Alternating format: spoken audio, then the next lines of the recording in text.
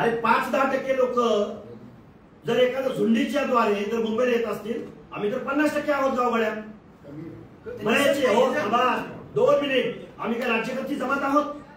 आम्हाला आमदार खासदारांचा सपोर्ट आहे. अरे 50% ओबीसी जर एकत्रित झाला काय होईल तुमचं?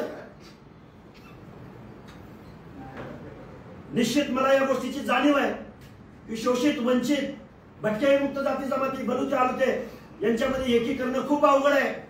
म्हणून तुम्ही त्यांचं आरक्षण संपवायला चाललाय. म्हणजे आम्ही बोलायला लागलो की आमच्या शब्दाला वाईच नाही. आणि कोण झुंडीद्वारे तिथे येत आहे, बेकायदा मागणी करताय. या बेकायदा मागणी करणाऱ्या लोकांना माझं सांगणं आहे, मुख्यमंत्री महोदयांनी नेहमी सांगितलंय, एकनाथराव शिंदे साहेबांनी नेहमी सांगितलंय की आम्ही 10% एससीबीसीचं आरक्षण दिलंय. ओबीसीच्या कट ऑफ पेक्षा एससीबीसीचा कट ऑफ कमी असताना ओबीसी मधून आरक्षण का पाहिजे? म्हणजे ओबीसीचं आरक्षण संपवणे हा एक कलमी आणि एकमेव कार्यक्रम आहे.